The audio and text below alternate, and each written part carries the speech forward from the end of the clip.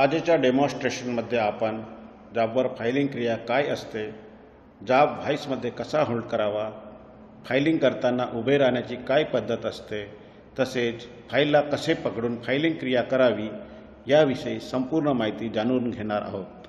त्या ऑपरेशनमध्ये फाईलद्वारा मटेरियल हटविले जाते, त्याला फायलिंग असे म्हटले जाते। फायलिंग क्रिया करताना काही गोष्टी लक्षात ठेवणे खूप महत्त्वाचे आहे।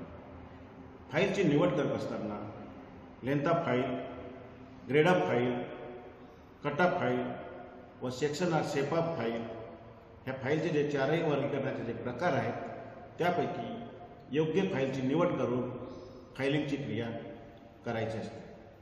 सर, कामानुसार फाईलची निवड का व कशी करावी? आपण योग्य प्रश्न विचारलेला आहे।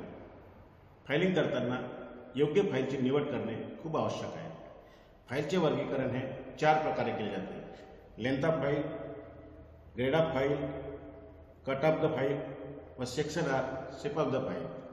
यापैकी आपल्याला योग्य फाईलची निवड करून फायलिंग क्रिया करायची असते। जास्त मटेरियल काढायचं असेल तर आपल्याला सेकंड कट फाईल किंवा बास्टर्ड फाईलची निवड करणे आवश्यक असते। लहान कामासाठी लहान फाईलचा वापर करायचा व मोठ्या कामाकरिता मोठ्या फाईलचा वापर करायचा।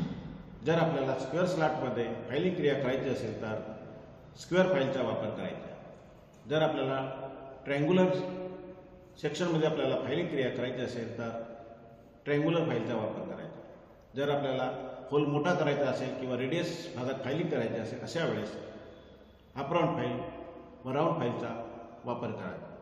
जर आपल्याला योग्य प्रकारची फिनिशिंग आवश्यक असेल तर डेड स्मूथ फाईल व स्मूथ फाईलचा वापर करावा।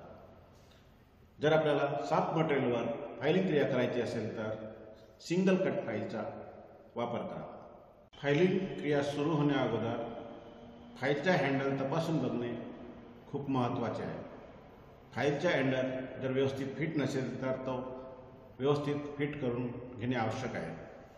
तसेच दुसरी महत्त्वाची गोष्ट म्हणजे फाईलचा हँडल क्रॅक गेलेला नसावा, तसेच त्याला फेरून असणे आवश्यक आहे। जर फाईलचा हँडल क्रॅक गेलेला असेल किंवा फेरून नसेल तर अशा प्रकारच्या हँडलचा वापर करू नये। सर, फाईलचा हँडल कोणकोणत्या मटेरियलपासून तयार करतात, तसेच कोणकोणत्या लांबीपर्यंत उपलब्ध आहे? फाईलचा हँडल हा लाकडापासून व प्लॅस्टिकपासून तयार केलेला असतो। जास्तीत जास्त लाकडापासून तयार केलेल्या हँडलचाच वापर करायचा असतो। फाईलच्या हँडलची लंबाई 6 इंच, 5 इंच व 4 इंच एवढी उपलब्ध असते। 6 इंच लांबीच्या हँडलचा उपयोग 400 mm ते 450 mm लांबीच्या फाईलसाठी करावा, तर 150 व 200 mm लांबीच्या फाईलसाठी 4 इंच लांबीच्या हँडलचा उपयोग करावा। 250 ते 350 mm लांबीच्या फाईलसाठी 5 इंच लांबीच्या हँडलचा वापर करावा। जॉबला व्हाईसच्या मधोमध योग्य पद्धतीने बांधणे आवश्यक आहे। पकडून ठेवण्यासाठी व्हाईस क्लॅम्पचा वापर करणे आवश्यक आहे। आपल्याला जॉब अशा पद्धतीने बांधायचा आहे। जॉब होल्ड करताना हे लक्षात ठेवणे आवश्यक आहे की जॉब चारही बाजूला व्यवस्थित एक समान उंचीवर आहे किंवा नाही।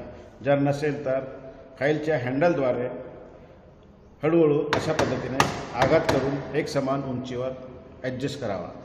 त्यानंतर व्हाईसच्या हँडलला योग्य प्रकारे टाईट करावे। अशा पद्धतीने आपल्याला ही क्रिया करायची आहे। सर, जॉबला व्हाईसमध्ये होल्ड करीत असताना व्हाईस क्लॅम्पचे वापर करण्याचे कारण काय? जॉबच्या फिनिशिंग साईडला सुरक्षित ठेवण्यासाठी व्हाईस क्लॅम्पचा वापर केला जातो। सरफेस आणि एज फिनिश केल्यानंतर व्हाईसमध्ये पकडल्यानंतर त्यावर चरे येतात, कारण ज्या प्लेट्स ह्या हायकार्बन स्टीलपासून तयार केल्या असतात व त्यावर नर्लिंग केलेली असते। यापासून संरक्षण प्राप्त व्हावे व फिनिशिंग व ॲक्युरसी खराब होऊ नये त्यांना सुरक्षित ठेवण्यासाठी व्हाईस क्लॅम्पचा वापर केला जातो। जाबच्या एजवर जेव्हा फायलिंग क्रिया करायची असते तेव्हा जाब हा व्हाईस जापासून 3 mm ते 10 mm एवढ्या उंचीवर घट्ट बांधावा. हे बांधत असताना एक गोष्ट नेहमी लक्षात ठेवायची आहे की कारागिराची उंची ही जेव्हा आपला हात असा हनुवटीवर टच केल्यानंतर ही जी कोनी आहे ती इथे टच होणे आवश्यक आहे. सर, जॉबला पकडताना जॉब व्हाईसच्या पासून 3 mm पेक्षा कमी व 10 mm पेक्षा जास्त ठेवल्यास काय परिणाम होतो?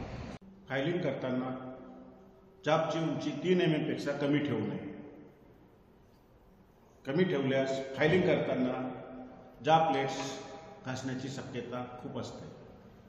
जाब प्लेट्स ह्या हायकार्बन स्टीलपासून तयार करतात व फाईल पण हायकार्बन स्टीलपासून तयार केली जाते. दोन्ही हार्ड असल्यामुळे फाईलची वर्केबिलिटी कमी होण्याची शक्यता असते. तसेच फाईलचे टीथ झिजण्याची पण शक्यता असते. याकरिता फायलिंग करताना जाबची उंची 3 mm पेक्षा कमी ठेवू नये. जर फाईलची उंची 10 mm पेक्षा जास्त ठेवली तर फायलिंग करत असताना वर्कशॉपमध्ये खूप आवाज निर्माण होतो. हे टाळण्यासाठी फाईलची उंची 10 mm पेक्षा जास्त ठेवू नये. फाईलच्या हँडलला हाताचा आधार देऊन या पद्धतीने आपल्याला फाईल होल्ड करायची असते. सर्वात अगोदर हँडलचा जो शेवटचा टोक आहे तो आपल्याला इथे रेस्ट करायचा असतो. त्यानंतर हा जो बोट आहे आपला हा बिलकुल जी एज आहे फाईलची एज आहे त्या एजला बिलकुल समांतर येणे आवश्यक आहे. अशा पद्धतीने आपण फाईल होल्ड करून फायलिंग क्रिया सुरू करायची असते. सर, फायलिंग करताना फाईलचा हँडल अशा पद्धतीने पकडल्यामुळे काय परिणाम होतो? फाईलचा हँडल या पद्धतीने होल्ड करून फायलिंग सुरू केल्यास आपण जास्त एफर्ट लावू शकणार नाही व आपला हात पण दुखावेल. त्यामुळे आपल्याला नेहमी फाईलच्या हँडलचा शेवटचा टोक या पद्धतीने रेस्ट करून हा जो बोट आहे हा एजला समांतर येईल या पद्धतीने आपल्याला पकडायचे आहे आणि फायलिंग क्रिया सुरू करायची आहे. त्यामुळे कमी एफर्टमध्ये आपण व्यवस्थित फाईल करू शकतो. फायलिंग कार्याला सुरुवात करतेवेळी योग्य स्थितीत व्हाईसच्या समोर उभे राहणे आवश्यक आहे. उभे होतेवेळी ही गोष्ट नेहमी लक्षात ठेवा की दोन्ही पायामधील अंतर 200 ते 300 mm असणे आवश्यक आहे. अशा पद्धतीने आपल्याला उभे व्हायचे आहे आणि पाय आणि व्हाईस यामधील जो कोन आहे तो 45 डिग्रीचा असणे आवश्यक आहे, जो वरून आपल्याला बघता येईल. फायलिंग करण्याअगोदर फाईलला जाबच्या सरफेसवर ठेवावे. फाईलच्या हँडलला नेहमी राईट हँडने पकडावे व लेफ्ट हँड फाईलच्या शेवटच्या टोकापासून 20 ते 30 मिलीमीटर अगोदर या पद्धतीने हात ठेवावा. या प्रकारे फाईलच्या जाबच्या एका टोकापासून सुरुवात करून दुसऱ्या टोकापर्यंत फाईल चालवावी, जेणेकरून जाबचा संपूर्ण सरफेस एकसारखा समांतर तयार होईल. अशा पद्धतीने आपल्याला चालवायचे.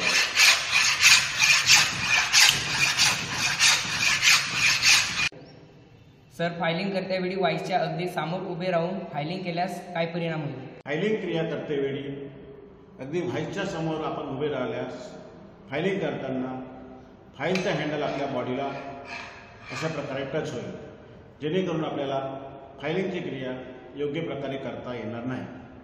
म्हणून आपल्याला जी पोझिशन दिलेली आहे दोन्ही पायामधील अंतर 200 ते 300 मिलीमीटर व व्हाईस व पायामधील जो कोन आहे तो 45 डिग्रीचा असणे आवश्यक आहे. असे उभे राहिल्याने आपली फायलिंगची क्रिया योग्य होते. तसेच फायलिंग क्रिया करताना व्हाईसच्या थोडा बाजूला होऊन फायलिंगची क्रिया करणे आवश्यक आहे. फायलिंग करताना मटेरियल कटिंग फक्त फॉरवर्ड स्ट्रोकच्या वेळेस होतो, म्हणजेच फाईल पुढे ढकलताना होते. त्यामुळे दाब आणि ताकद फक्त फॉरवर्ड स्ट्रोकच्या वेळेस लावावे. बॅकवर्ड स्ट्रोकच्या वेळेस दाब आणि ताकद लावू नये. प्रति मिनिट स्ट्रोकची संख्या 40 ते 60 असणे आवश्यक आहे. सर, बॅकवर्ड स्ट्रोकच्या वेळेस फाईलवरील दबाव व ताकद न लावल्यास त्याचा काय परिणाम होतो? मटेरियल कटिंग फक्त फॉरवर्ड स्ट्रोकच्या वेळेस होतं. बॅकवर्ड स्ट्रोकच्या वेळेस म्हणजे फाईल मागे घेताना मटेरियल कटिंग होत नाही. त्यामुळे बॅकवर्ड स्ट्रोकच्या वेळेस दाब आणि ताकद अप्लाय करू नये. जर असे केल्यास तर फाईलची झीज होऊन फाईलची वर्केबिलिटी कमी होईल. म्हणून बॅकवर्ड स्ट्रोकच्या वेळेस दाब आणि ताकद दोन्ही अप्लाय करू नये. जेव्हा जॉबचा सरफेस तयार होईल त्यावेळेस ट्रायस्क्वेअरच्या सहाय्याने आपल्याला त्याचा फ्लॅटनेस या पद्धतीने चेक करायचा आहे आणि स्क्वेअरनेस सुद्धा आपल्याला या पद्धतीने चेक करायचा आहे.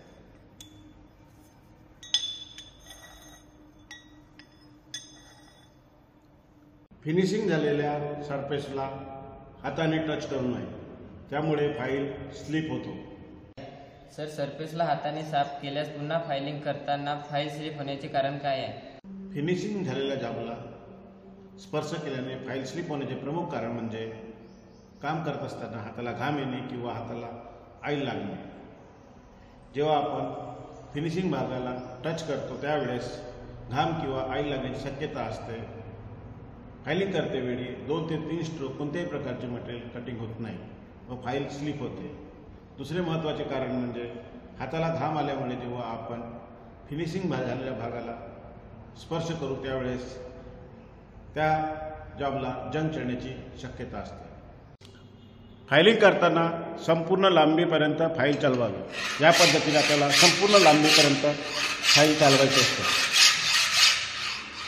फायलिंग टेक्निक ह्या 4 प्रकारच्या वापरल्या जातात: straight filing, cross filing, draw filing आणि प्रो फायलिंग. सर्वात अगोदर आपण स्ट्रेट फायलिंगविषयी जाणून घेऊ.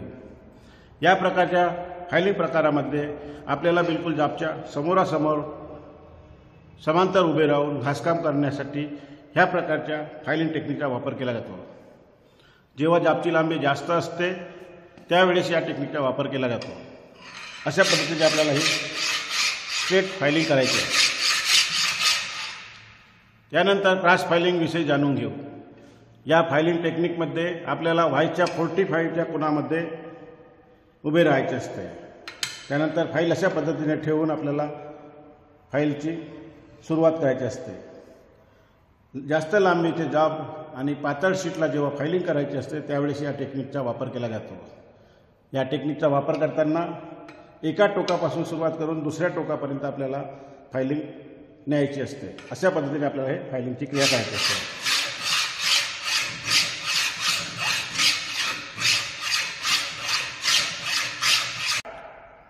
यानंतर आपण ड्रा फायलिंगविषयी माहिती घेऊ. ड्रा फायलिंग टेक्निकचा वापर जॉबला ॲक्युरेसी व फायनल फिनिशिंगसाठी करतात. ड्रा फायलिंग करताना सर्वात अगोदर फाईलचा हँडल काढून जॉबच्या सरफेसवर मधोमध अशा प्रकारची फाईल ठेवावी व नंतर फायलिंगची क्रिया करावी. अशा पद्धतीने जवळ पकडून ही फायलिंगची क्रिया करायची असते. ह्या टेक्निकमध्ये सर्वात कमी मटेरियल निघतो म्हणून ह्या टेक्निकचा वापर जॉबला ॲक्युरेसी व फायनल फिनिशिंगसाठी वापरतात. चौथी जी फायलिंगची टेक्निक आहे ती प्रो फायलिंग असून या टेक्निकचा वापर राऊंड बार, राऊंड पाईप यावर वापरली जाते. या टेक्निकचा वापर करताना अशा पद्धतीने वापरायचे असते.